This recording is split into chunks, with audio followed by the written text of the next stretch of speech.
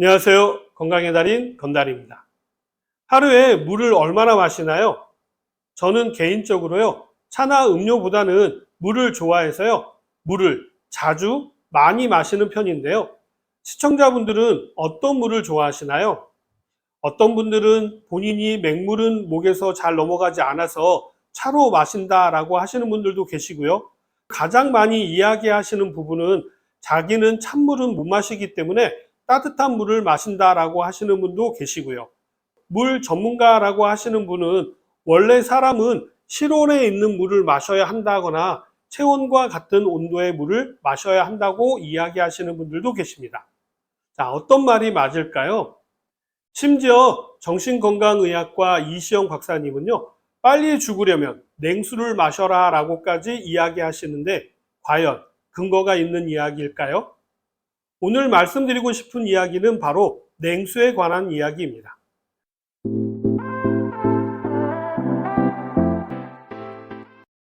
인터넷에서 본 글이 바로 이시영 박사님이 하신 이야기인데요.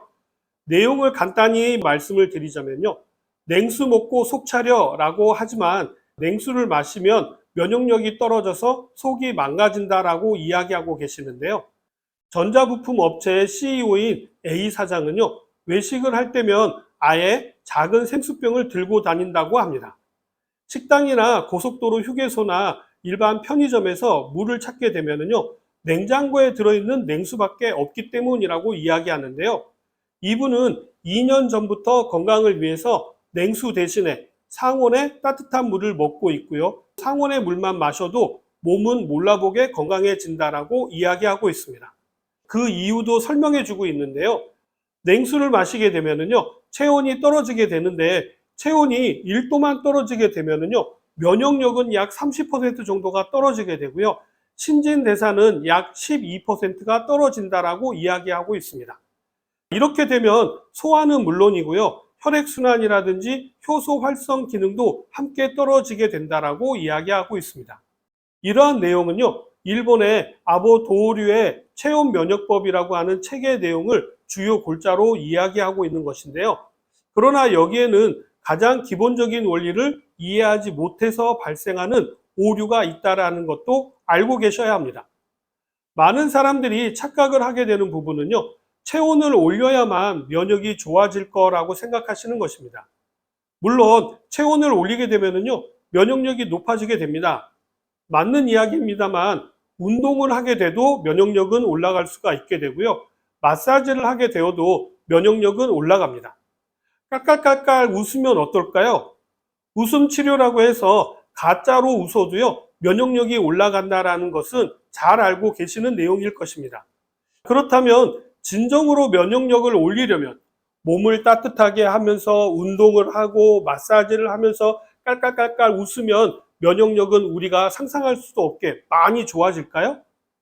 제가 직접 실험해 보지는 않아서 조심스럽기는 합니다만 원리를 생각해 보면요, 한 가지만 했을 때보다 같거나 아니면 조금 좋아지는 정도일 것입니다. 시청자 여러분들은 어떻게 면역력을 높이고 싶으신가요? 원리를 생각해 보시면 쉽게 선택하실 수 있으실 텐데요. 잘 한번 생각해 보세요.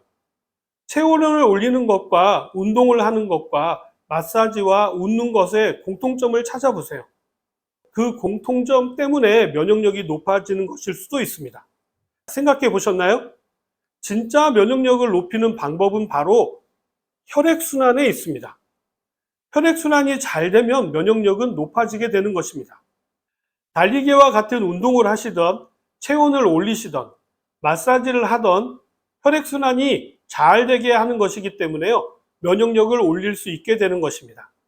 그렇기 때문에 아보 도오르 교수의 주장을 단순하게 체온을 올리는 것으로만 보시지 않으시면요, 냉수에 대한 오해는 하지 않게 되는 것이죠.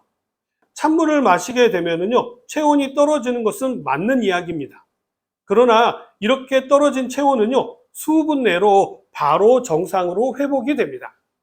냉수를 마시고 36.5도로 체온이 올라가지 않는다면 앞에서 이야기하는 여러 가지 문제가 발생하게 되는 것은 맞지만요, 우리 몸은 항상성에 의해서요, 수분 내에 정상으로 회복되게끔 되어져 있습니다. 이것이 회복되지 않는 건 찬물을 마셔서가 아니라 항상성 자체에 문제가 발생한 것으로 보아야 합니다. 그렇기 때문에 냉수를 마신다고 해서 죽음이 빨리 오는 것은 아닙니다. 오히려 냉수의 효과도 있는데요. 클린워터 시스템의 연구에 따르면요, 11도에서 15도씨 정도의 물이 체내에 가장 빠르게 흡수가 된다라고 합니다. 미국의 연구도 있는데요. 국립생물정보센터의 연구에서는요, 운동 중에 찬물을 마시게 되면 빠른 갈증 해소와 함께 체온이 조절이 되어서 운동 효과가 약 30%나 증가되었다라고 합니다.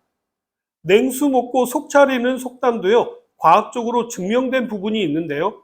차가운 냉수는 속을 긴장시켜서요, 각성 효과를 높이는 것으로 나타났습니다. 물론 냉수는 장점만 있는 것은 아닙니다. 냉수는 속을 긴장시키기 때문에 경우에 따라서는 위장 기능이 저하되는 경우도 있고요. 냉기로 인해서 코 점막이 두꺼워져서 코가 막히거나 코로 숨을 쉬는 것이 불편해질 수도 있습니다. 그리고 일시적으로 체온을 떨어뜨리기 때문에요, 혈관이 수축해서 일시적으로 혈압이 오를 수도 있어서 부정맥이 있으신 분들은 주의가 필요한 부분이죠. 그래서 중앙대병원 가정의학과 이혜준 교수님께서는요, 과민성 대장 증후군이 있으신 분이라든지 순간적으로 혈압이 오르기 때문에 편두통이 있으신 분들도 주의가 필요하다라고 하십니다. 그 밖에도 심장 질환이 있거나 고령자 분들도 주의가 필요하다라고 하는데요. 나이가 많게 되면은요, 체온이 떨어진 후에 다시 회복되기가 더디기 때문에 주의하라고 하시는 것이지, 냉수 자체가 우리 인체에 큰 문제를 일으키는 것은 아니라는 사실입니다. 이런 냉수에 민감하신 분들은요, 대부분 체질적으로 몸이 냉하신 분들에게 해당되는 부분이지, 저처럼 속에 열이 있는 사람은요, 한여름은 물론이고요, 겨울에도 냉수를 마셔도 아무런 문제가 없습니다. 참고로 저는요, 겨울에도 차가운 물을 마십니다.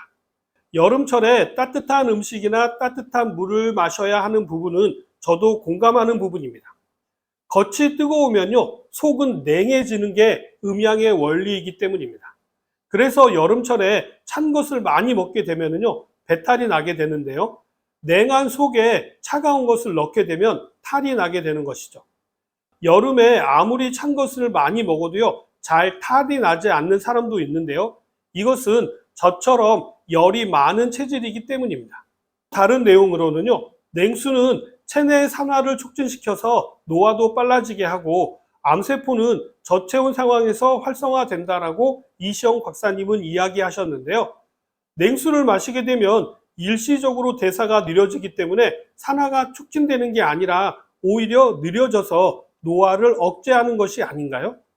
우리나라 사람보다도요, 온도가 높은 열대지방 사람들이 더 나이 들어 보이는 것은요, 단순히 자외선의 문제만은 아닐 것입니다. 따뜻한 기온이요, 대사를 촉진하여서 노화를 빠르게 하기 때문일 것으로 저는 생각합니다. 암세포 활성화에 대한 이야기를 하셨는데요. 냉수를 마시게 되면 일시적으로 체온이 떨어지는 것이지 저체온을 만드는 것은 아닙니다. 그렇기 때문에 냉수를 마신다고 해서 암이 발생한다라고 보는 것은 너무 억측이라고 생각합니다. 이런 잘못된 이야기들 때문에요, 왠지 따뜻한 물이 건강에 좋을 것처럼 호도되는데 이것은 잘못된 정보라고 생각합니다.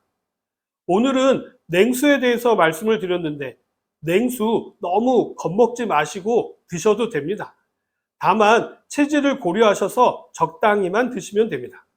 자, 오늘 내용은 여기까지고요. 저는 그럼 다음 시간에 다시 찾아뵙도록 하겠습니다. 감사합니다.